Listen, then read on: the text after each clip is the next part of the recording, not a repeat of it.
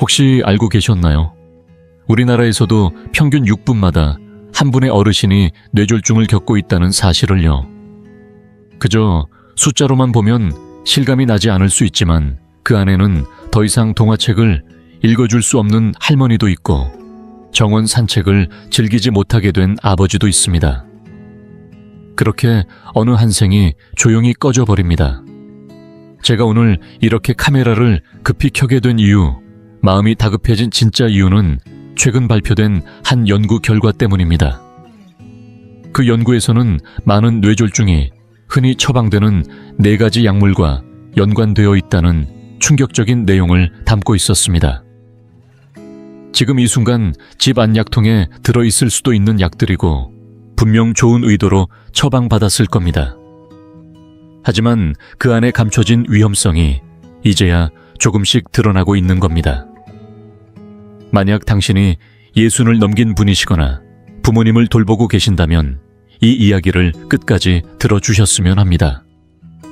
지금부터 전할 내용이 한 사람의 생명을 지킬 수도 있는 이야기이기 때문입니다. 많은 이들이 별 생각 없이 복용하는 이 약들 중 하나가 실제로는 뇌졸중의 위험을 조용히 그리고 심각하게 높이고 있을 수 있습니다. 경우에 따라 그 위험은 2배, 3배까지 올라갈 수 있다는 보고도 있습니다. 저는 내과 전문의 김준호 박사입니다.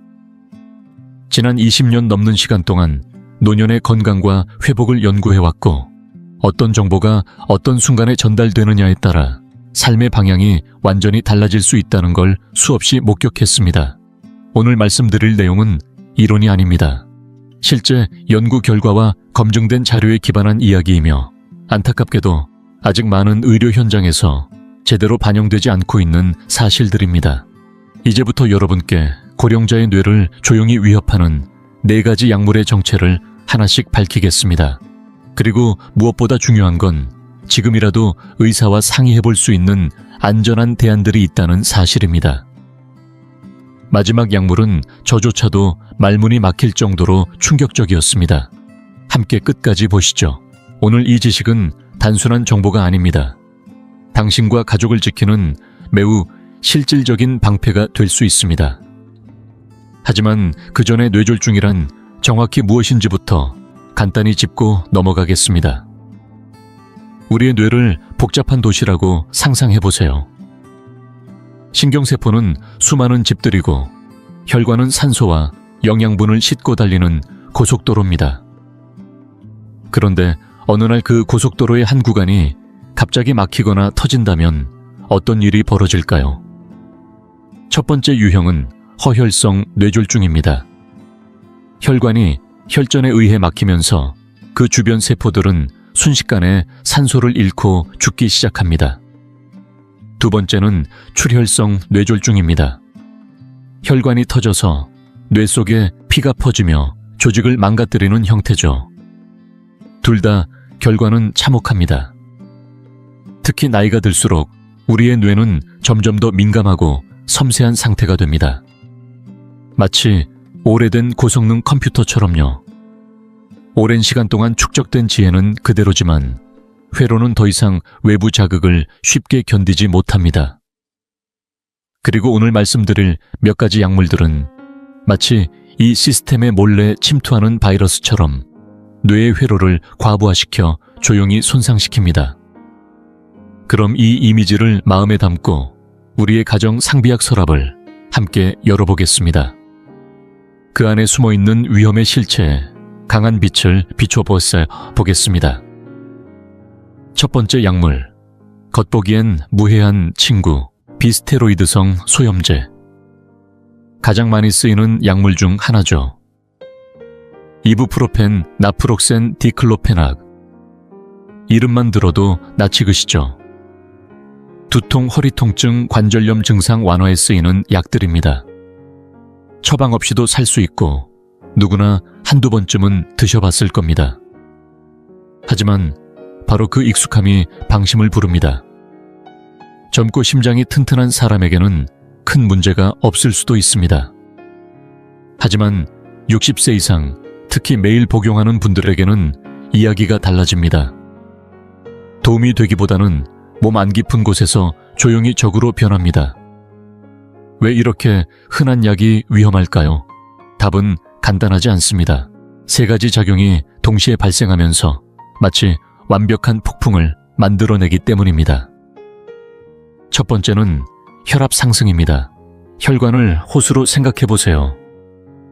소염제는 체내 염분과 수분을 붙잡아두면서 혈액의 양을 늘립니다.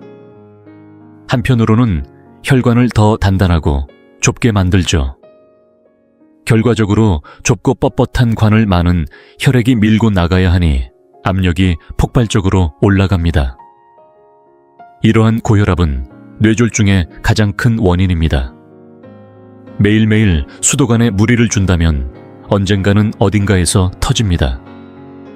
두 번째는 신장과 혈소판의 문제입니다. 신장은 우리 몸의 정수기 같은 존재인데 소염제는 특히 나이든 신장을 손상시킬 수 있습니다. 손상된 신장은 혈압을 더 악화시키고 혈소판의 기능까지 교란시켜 필요 없는 곳에 혈전이 생기게 만듭니다. 바로 뇌혈관 안에 말이죠. 세 번째는 동맥경화의 촉진입니다. 장기 복용 시 소염제는 혈관 내벽에 만성 염증을 일으킵니다. 이 염증은 벽을 거칠게 만들고 그 위에 콜레스테롤 찌꺼기가 들러붙어 플라크를 형성합니다. 어느 날 이 찌꺼기의 조각 하나가 떨어져 나와 뇌혈관을 막아버리면 그 순간 참사가 시작됩니다. 경기도 수원에 사는 박정수 어르신 68세. 정원 가꾸기를 좋아했지만 무릎 관절염 때문에 늘 통증에 시달렸습니다. 그의 선택은 디클로페낙 하루 2알. 매일같이 이 약만이 내 통증을 가라앉혀줘. 그렇게 말씀하셨죠. 고혈압이 조금 있었지만 대수롭지 않게 여겼습니다. 하지만 그 약 한 알 한 알이 몸속에 기름을 붓는 불씨가 된다는 건 몰랐습니다. 어느 날 아침 장미에 물을 주던 도중 갑자기 어지럼증이 밀려왔고 물 호스를 떨어뜨렸습니다. 팔이 올라가지 않았습니다. 그 순간 뇌졸중이 시작된 겁니다. 표면적 원인은 혈전이었지만 사실 그 토양은 수년간 쌓인 약의 잔해로 이미 준비돼 있었던 셈입니다. 그럼 우리는 어떻게 해야 할까요? 통증을 그냥 안고 살아야 할까요? 그럴 필요는 없습니다. 중요한 건 전략입니다. 가장 먼저 말씀드리고 싶은 건 절대로 약을 혼자서 끊지 마세요. 그건 오히려 더 위험합니다. 해결의 실마리는 의사와의 솔직한 대화입니다. 제 나이와 혈압 상황에서 이 소염제가 정말 최선인가요? 최소 용량과 최단 기간은 어느 정도인가요? 이렇게 묻는 것만으로도 위험을 낮추는 출발점이 됩니다. 그리고 대안을 살펴봐야 합니다. 심장에는 상대적으로 안전한 해열 진통제부터 국소 부위만 작용하는 소염젤이나 크림, 그리고 물리치료 온연료법 운동까지 통증을 덮는 게 아니라 근본 원인을 안전하게 다스리는 방법들이 있습니다. 지금 이 사실을 알게 되셨다면 이제는 묻고 선택할 힘이 생긴 겁니다. 그 질문 하나가 당신의 뇌를 지켜줄 수 있습니다. 두 번째 경고. 조용하지만 뇌를 위협하는 약 한콜린제. 이번에는 두 번째 약물입니다. 많은 분들이 이 약과 뇌졸중 사이의 연결을 거의 알지 못합니다. 그래서 더 위험합니다. 게다가 이 약은 민감한 문제를 건드립니다. 바로 요실금 또는 과민성 방광입니다. 수많은 어르신들이 이 문제로 인해 외출을 피하고 사회적 활동을 끊고 자신감을 잃습니다.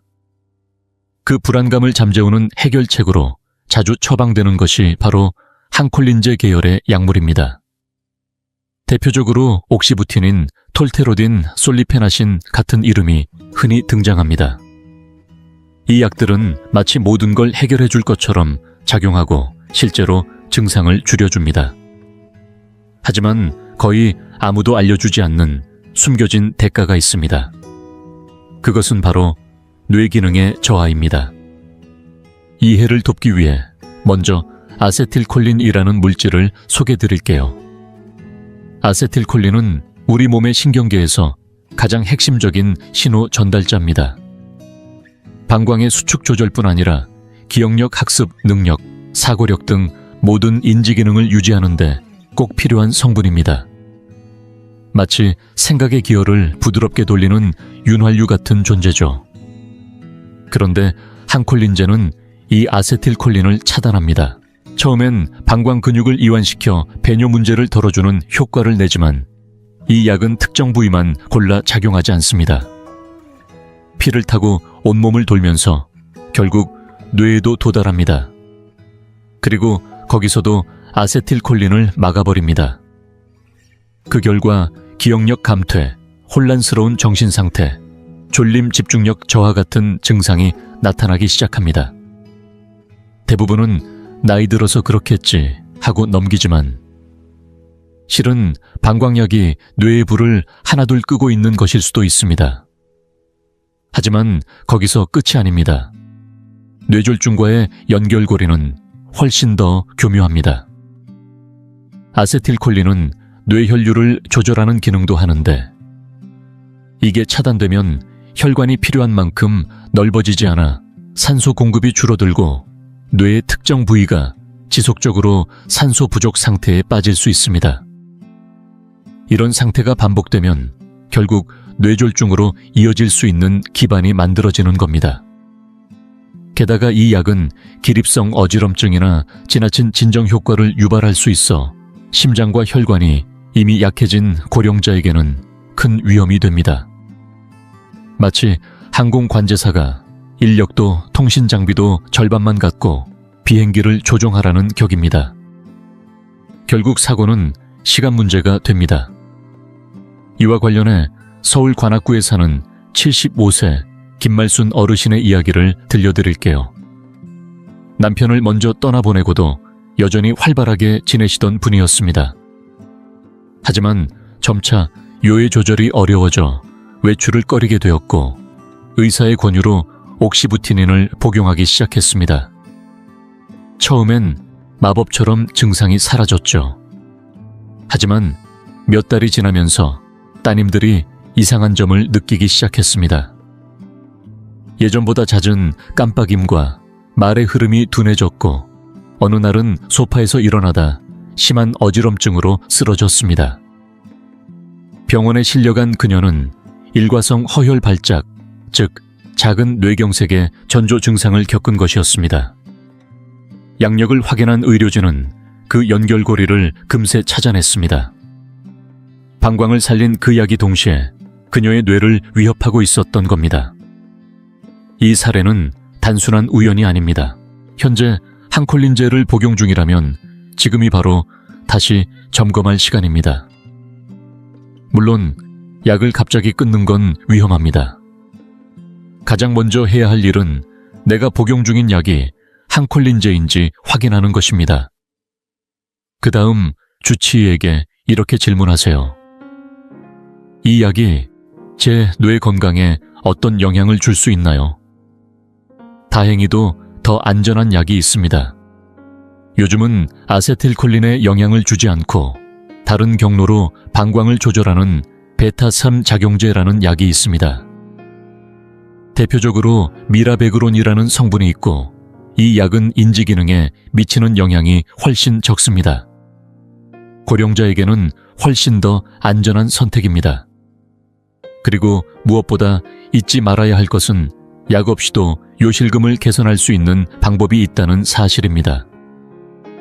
골반적인 운동 케겔 운동은 근육을 강화시키고 정해진 시간에 화장실을 가는 배뇨 습관 훈련도 매우 효과적입니다.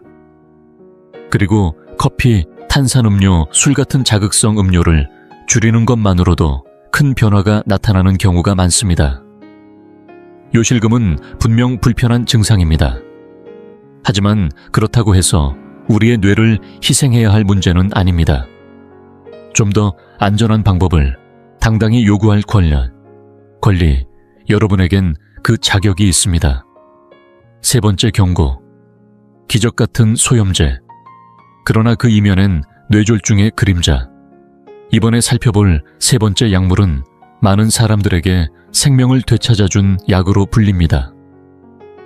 천식발작 알레르기 쇼크. 자가 면역 질환이 있을 때 몇 시간 만에 붓기와 통증을 진정시켜주는 전신용 스테로이드, 대표적으로 프레드니솔론이나 덱사메타손입니다. 효과는 정말 강력합니다. 숨을 못 쉬던 사람도 다시 숨을 쉬게 만들고 온몸의 염증이 진정되며 삶의 질이 급격히 회복됩니다. 그래서 많은 분들이 이 약을 절대적인 구원자처럼 여기기도 하죠. 하지만 이 강력함 뒤엔 반드시 따르는 대가가 있습니다. 특히 장기간 복용할 경우 이 약은 단순한 치료제가 아니라 전신 시스템을 무너뜨리는 도화선이 될 수 있습니다. 표현이 과하게 들릴 수 있지만 몸과의 거래라고 생각하시면 됩니다. 즉각적인 편안함과 안정을 얻는 대신 뇌졸중의 위험까지 함께 떠안게 되는 것이죠. 왜일까요? 이 약은 단 하나의 문제만 건드리지 않습니다. 세 갈래 공격으로 우리의 몸을 동시에 압박합니다. 저는 이것을 스테로이드의 3중 위협이라 부릅니다. 첫 번째 위협은 고혈압입니다. 스테로이드는 체내 염분과 수분을 붙잡아 혈액량을 늘리고 동시에 칼륨을 배출시킵니다. 그 결과 심장은 늘어난 피를 더 세게, 더 자주 펌프질하게 되고 혈관은 큰 압력에 시달리게 되죠. 비스테로이드 소염제와 유사하지만 훨씬 더 강력하고 넓은 범위에 영향을 줍니다. 두 번째는 혈당 상승입니다. 스테로이드는 인슐린의 작용을 방해해 혈당을 높이고 심한 경우 스테로이드성 당뇨병을 유발할 수도 있습니다. 고혈당은 혈관의 내벽을 상하게 하고 매일같이 설탕에 담근 혈관처럼 혈관을 끈적이고 취약하게 만듭니다. 세 번째는 치명적인 조합입니다. 이 약은 나쁜 콜레스테롤, LDL을 증가시키고 혈액을 더 끈적이고 뻑뻑하게 만들어 언제든지 혈전이 생겨 뇌혈관을 막아버릴 수 있는 조건을 갖추게 됩니다. 즉, 이미 약해진 혈관, 플러스 끈끈해진 혈액, 플러스 높은 압력. 이 세 가지가 겹치는 순간 재앙이 시작됩니다. 실제로 서울 강서구에 거주하는 72세 윤병호 어르신은 수년째 만성 폐쇄성 폐질환을 앓고 있었습니다. 증상이 심해질 때마다 프레드니솔론으로 위기를 넘겼고 그 덕분에 몇 번이나 생명을 건지셨죠. 하지만 매번 응급처치로만 쓰였을 뿐 이 약을 줄이거나 끊기 위한 계획은 아무도 세우지 않았습니다. 시간이 지나며 윤 어르신은 고혈압이 생겼고 혈당도 항상 경계선에 걸쳐 있었으며 콜레스테롤 수치도 계속 높았습니다. 모두가 폐만 바라보는 동안 뇌혈관은 조용히 무너지고 있었습니다. 그러던 어느 날 독서를 하던 중 문장이 갑자기 흐려지고 얼굴 한쪽이 뻣뻣해지더니 말을 더듬기 시작했습니다. 뇌졸중이었습니다. 직접적인 원인은 여러 가지가 있었겠지만 스테로이드를 계속 사용해온 것이 마지막 가속 페달이 된 건 분명했습니다. 그렇다면 질문이 생깁니다. 이 약을 아예 쓰지 말아야 하나요? 답은 아닙니다. 이 약은 여전히 필요한 순간이 분명히 존재합니다. 하지만 그 사용은 반드시 신중하고 철저한 계획 아래 이루어져야 합니다. 주치의와의 대화는 이렇게 시작되어야 합니다. 지금 복용 중인 스테로이드를 가장 낮은 용량, 가장 짧은 기간으로 줄일 수 있는 방법이 있을까요? 대체 약물이나 병행요법은 없을까요? 예를 들어 천식이나 폐질환의 경우에는 흡입형 스테로이드로 교체하는 것만으로도 전신 부작용을 크게 줄일 수 있습니다. 류마티즘성 질환이 있다면 다른 종류의 면역 조절 약물로 스테로이드를 줄일 수 있는지 검토해야 합니다. 만약 불가피하게 이 약을 계속 써야 한다면 그에 따른 예방 전략은 반드시 필요합니다. 그건 단순히 약을 먹는 게 아니라 혈압, 혈당, 콜레스테롤을 정기적으로 체크하고 염분과 당분을 줄인 식단, 매일의 가벼운 운동과 함께 뇌를 보호하는 루틴 전체를 병행해야 한다는 뜻입니다. 스테로이드는 혼자 쓰이는 약이 아닙니다. 이 약을 복용한다는 건 내 몸 전체의 방어 체계를 함께 준비해야 하는 상황에 들어섰다는 뜻입니다. 무엇보다 뇌를 가장 먼저 지켜야 한다는 사실 절대 잊지 마세요. 네 번째 경고. 가장 위험하고 잘못 사용되는 약 항정신병제. 마지막으로 다룰 약물은 지금까지 언급한 것들 중 가장 높은 위험을 안고 있는 약입니다. 그래서 저는 이 약을 마지막에 두었습니다. 이 약은 본래 심각한 정신질환을 치료하기 위해 만들어졌습니다. 리스페리돈 올란자핀, 쿠에티아핀 같은 이름으로 잘 알려져 있죠. 조현병이나 망상증 같은 위중한 질환을 치료할 때 이 약들은 분명 생명을 구하는 역할을 합니다. 그러나 최근 몇 년간 우려스러운 사용법이 늘어나고 있습니다. 바로 치매 환자의 행동 증상을 억제하기 위해 남용되는 것입니다. 알츠하이머가 심해진 노인을 떠올려 보십시오.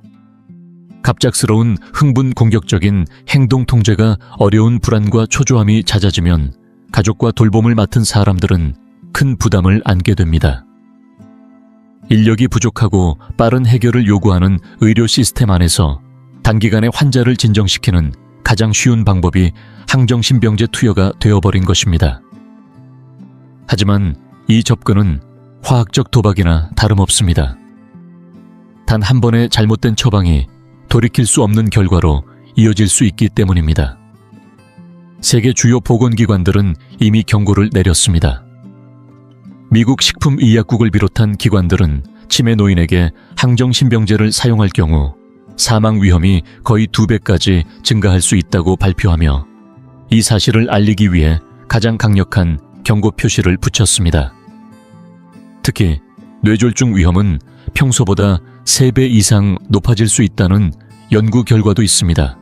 이 약물이 뇌와 심혈관계에 미치는 피해 메커니즘은 복잡하면서도 파괴적입니다. 첫째, 이 약은 기립성 저혈압을 일으킬 수 있습니다. 앉았다가 일어설 때 혈압이 급격히 떨어져 머리가 핑 돌고 넘어질 수 있습니다. 노인에게 이런 낙상은 단순한 사고가 아닙니다.